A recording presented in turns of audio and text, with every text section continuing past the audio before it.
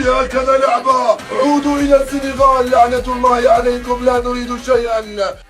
إخوان سبحان الله، العدالة الإلهية في أبهى حلة ديالها. السنغال كتقصى من كأس العالم وبنفس السيناريو اللي داروه لينا في المغرب. الماتش ترون وحبس أكثر من 7 ديال الدقائق، وواحد اللاعبين عس لهم قدام المرمى وما بغاش ينوض لهم من البلاصه منين يضربوا البيلانتي. هذا الشيء كامل باش يبرز اللاعبي ديال بلجيكا وما يخليهش يماركي، ولدرجه ان المذيع ديال بي ان سبور قال لهم الا ما نتيش غادي يجيو السيكوريتي يهزوك من تما. الماتش اصلا كان هربان، السنغال كانت رابحه ب2-0 حتى للدقيقه 85 وكل شيء قال السنغال دازت. ولكن بلجيكا في الاخر ديال الماتش غادي يزيروا ديال بصح، ماركاو الريمونتادا بلوكاكو وصحابه، جابوا التعادل 2-2 وجروا الماتش حتى للاشواط الاضافيه. وفي اخر دقيقه من الشوط الاضافي الثاني الحكم مشى للفار وعطى بيلانتي مشروع لبلجيكا، وهنا تمارك البيت اللي حطم الريكورد التاريخي كاكثر بيت معطل في التاريخ ديال كاس العالم.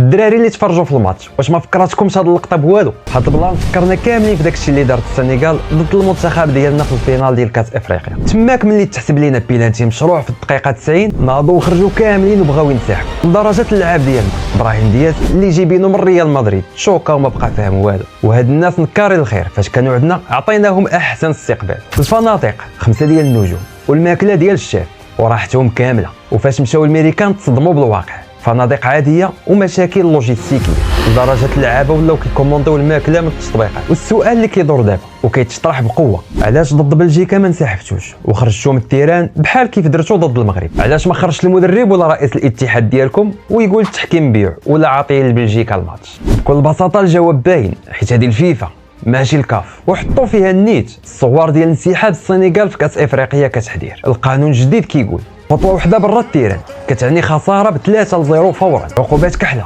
كتوصل للحرمان من المونديال الجاي. تما السنغال ما بقاو عارفين ما يديروا، خافوا من الفيفا ودوزوها غير بالنعاس والتمطيط وسط التيران. ذنوبنا خرجات فيهم حرفيا، وداك البخ والتكبر الخاوي ديالهم طيحوه الارض. حتى الكونغو الديمقراطيه والعميد ديالهم سانشيل مبيمبا اللي تبورد على الركراكي في 2024 وقال علينا باللي حنا عنصريين، حتى هما تقصاو وخرجوا على يد الانجليز. هادو اللي كانوا كيقولوا باللي كاس العالم ساهل، والمغرب دار داك الانجاز غير بالزهر والصدفه، والظروف هي اللي عاوناتو في 2022. غير وصلوا للعب ديال بصح في المونديال وهما يتفرشوا كاملين. دابا عاد بانوا الاسياد الحقيقيين ديال افريقيا اللي كيوصلوا للمربع الذهبي بالعرق والقتاليه في التيران، ماشي بالبكا والانسحابات. بصراحه هاد النهايه وهاد السيناريو هاربين بزاف، الواقع بعض المرات كيكتب قصص حسن من الافلام. هذه هي العداله الالهيه في ابهى حل. ودابا قولوا لي انتم في التعاليق، واش هاد البيلانتي كان صحيح ولا السنغال تظلمت؟ واش ذنوب المغرب خرجوا فيهم؟